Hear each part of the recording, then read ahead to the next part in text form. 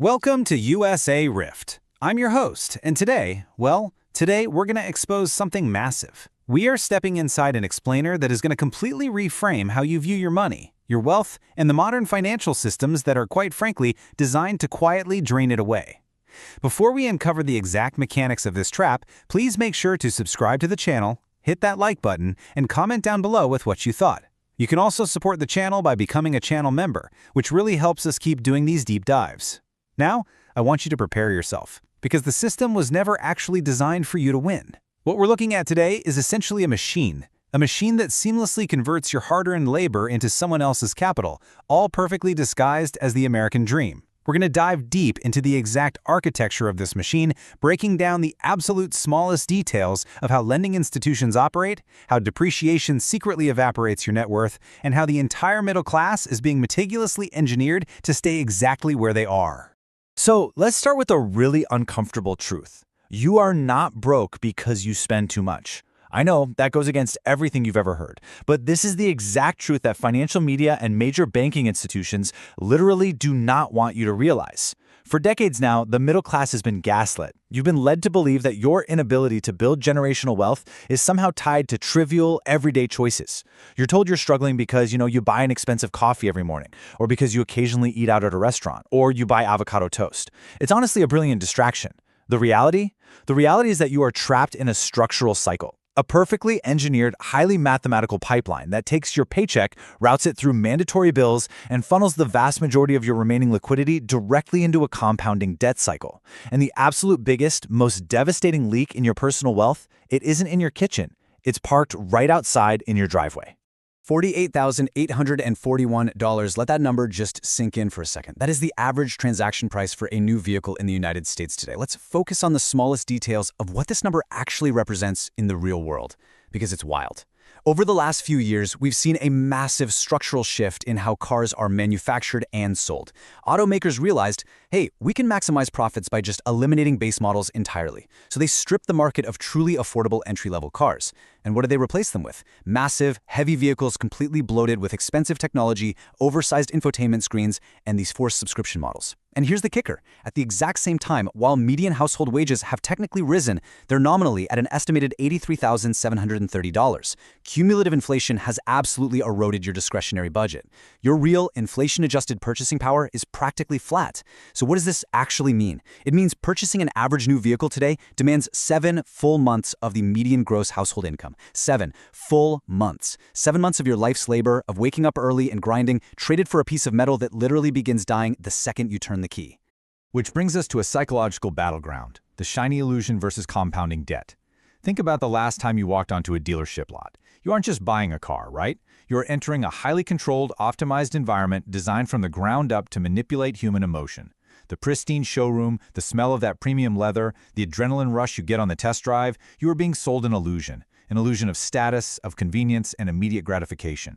And the dealership sales staff, they are highly trained to keep you hyper-focused entirely on this shiny illusion. They use tactics like the classic four-square worksheet. The whole point of that piece of paper is to confuse the total price, the trade-in value, and the interest rate, blending them all into the psychological fog so you just give up and look at the monthly payment. But beneath that shiny illusion is the structural trap of continuous auto-financing. It's an architecture specifically designed to keep the middle class working perpetually to service debt on depreciating assets. It completely neutralizes your ability to buy equity or actually invest in your future. Okay, let's dive into exactly how the trap is set. 2 words: extended amortization. This right here is the absolute definition of financial sabotage. To understand why this happens, you have to realize that dealerships do not make their primary money on the physical metal sitting out on the asphalt. Not anymore. The true profit center of a modern dealership is a little room in the back, the F&I office, finance and insurance. They are selling you the loan. By financing a rapidly depreciating asset over 72 to 84 months, the system artificially lowers your monthly payment. It makes a $50,000 vehicle feel like you can afford it. But look at the data. The data shows that more than 1/3, 35.55% to be exact, of all new vehicle loans now exceed 72 months. Over 3% are stretching past 85 months. The automotive industry is no longer selling you the price of a car. They are quite literally selling you a monthly payment subscription to your own poverty. And the invisible penalty you pay for that so-called affordable monthly payment is just absolutely staggering. Let's do the math. If you finance roughly $30,000 over a standard 48-month term at average prime rates, you're going to pay about $4,000 in interest. Okay, not great, but standard. But if you fall for the extended amortization trap and you stretch that exact same loan to 72 months just to drop your payment by a couple $100 a month, you secretly add over $2,600 in pure, non-recoverable interest. Boom, just gone. And listen, that is only if you have prime credit. If you have a subprime credit score, where average used vehicle rates can spike to a punishing 19.42%, this mathematical reality turns into an absolute financial bloodbath. 7 years of payments at 19% interest mathematically destroys a working-class family's budget. You are paying a massive, life-altering premium just for the illusion of affordability. So let's look at the hidden ownership bleed, unmasking the Toyota RAV4. We're going to move from macro-level economic theory down to a really tangible, everyday example. We're going to analyze the quintessential middle-class vehicle, a completely practical $38,000 Toyota RAV4. We aren't talking about a luxury sports car here. This is the vehicle people buy when they think they are being incredibly smart and financially responsible. But I need to state this with absolute conviction. The biggest financial mistake consumers make is equating the cost of a car strictly to the debt service. The real cost is never just the monthly payment. When you sit at your kitchen table and budget $500 a month for the loan, you are completely ignoring the tectonic plates shifting beneath your personal balance sheet.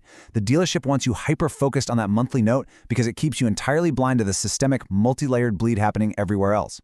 Let's break down the true total cost of ownership over a 5-year cycle.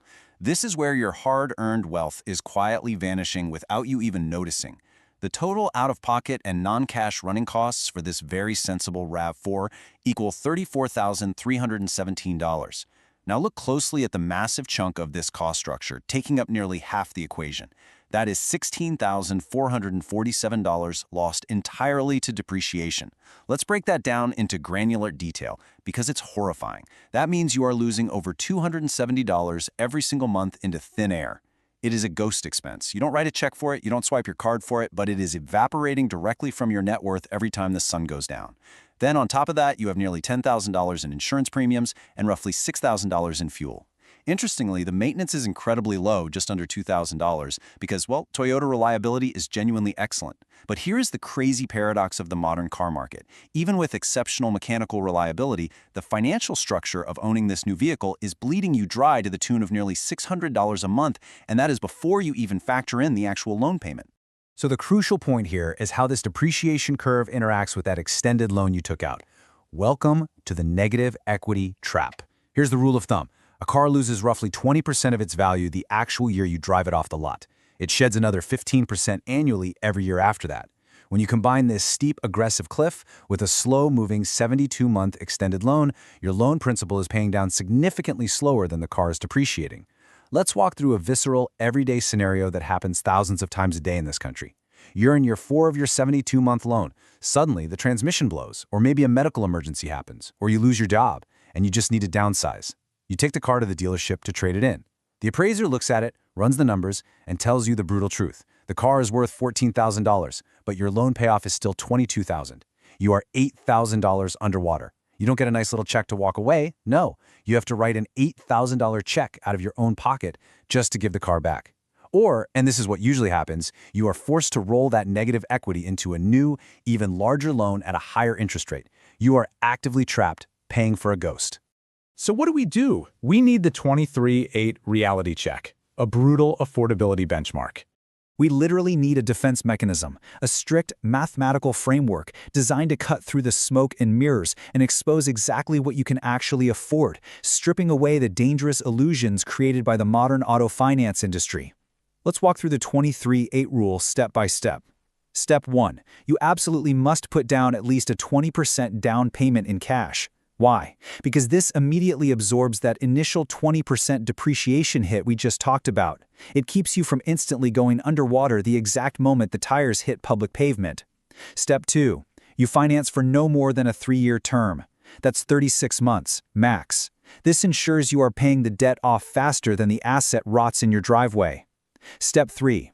Your total vehicle payments must equal 8% or less of your gross monthly income. Now, why is this specific cap so absolutely critical? Because exceeding 8% directly attacks your ability to do literally anything else, like save for a down payment on a house, fully fund your retirement accounts, or build an emergency fund. If you are dumping 15% of your income into a depreciating asset, you are mathematically guaranteeing your own future financial struggle. If a car doesn't fit this exact formula, you simply cannot afford it, period.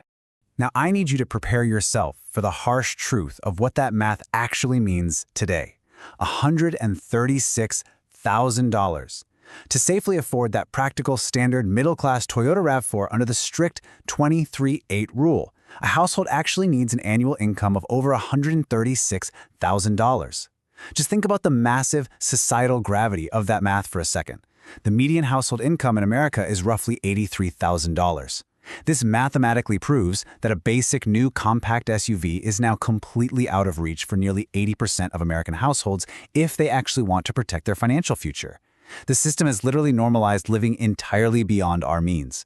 It has completely normalized a culture where the middle class drives vehicles they cannot afford, financed with money they do not have, to project a level of wealth that simply does not exist. It is a fake prosperity, and it's fueled entirely by cheap debt and extended loan terms. Let's look at the million-dollar opportunity and what you're really losing. Let's move to the macro scale here and connect this seemingly harmless monthly car payment to the massive multi-generational erosion of your family's wealth. Because what you are losing isn't just the sticker price of the car, it is the opportunity cost of the capital. Let's do a really slow walkthrough of the exact math on a 30-year wealth outcome model. And we're going to assume a highly conservative 6% compound annual growth rate here. Pathway 1, you avoid the car purchase entirely, keep your starting capital, and you continuously invest the $802 a month you would have spent on that car payment. Thanks to the absolute, undeniable magic of compound interest over 30 years, that disciplined capital deployment grows to $1,356,883.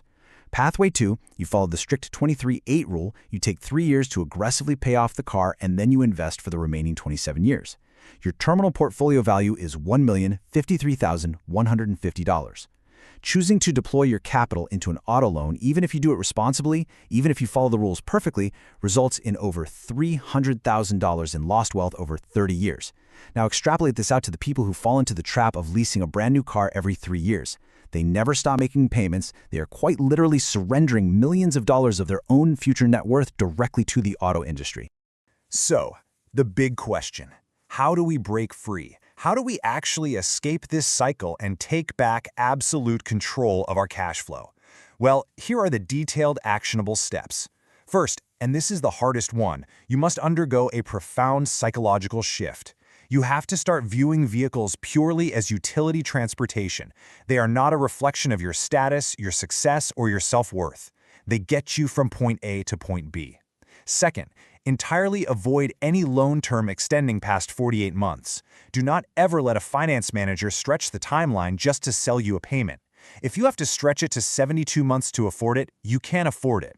Third, always shop for pre-approvals at local credit unions before you ever set foot on a lot. Dealerships routinely mark up the buy rate of a loan. That means the bank approves you at, say, 5%, but the dealer writes the contract at 7% and they pocket the difference. A credit union pre-approval strips them of that power immediately. Fourth, whatever money you save by not having a massive $700 monthly payment, you have to immediately invest the difference. Do not let lifestyle creep consume that extra cash. And finally, buy reliable vehicles and keep them for 10+ years. The profound peace of mind that comes with driving a 10-year-old, fully paid off, incredibly reliable vehicle, it completely flattens out that brutal depreciation curve we looked at earlier. You just step off the treadmill. Rich people don't finance cars, in the same way that middle-class people don't finance a $12 cheeseburger. I really want to let the psychological weight of that reality sink in for a moment. This right here is the invisible divide between those who actually build lasting wealth and those who remain structurally trapped in the rat race. A wealthy individual looks at a car for what it truly is, a rapidly depreciating, disposable consumer good, exactly like a cheeseburger. You would never dream of taking out a 3-year loan at 6% interest to eat a meal at a restaurant, right? That sounds insane. Yet the middle class has been socially engineered to finance depreciating metal out of perceived necessity, willingly sacrificing their future liquidity and their financial freedom just for present-day convenience.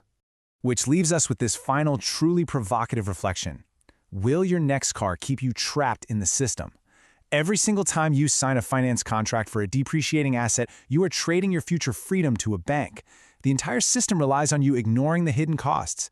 It relies on you ignoring the opportunity cost of your capital and focusing only on the shiny illusion and the affordable low monthly payment. But now, you have the mathematical framework to see right through the smoke and mirrors. You know exactly where the money is bleeding.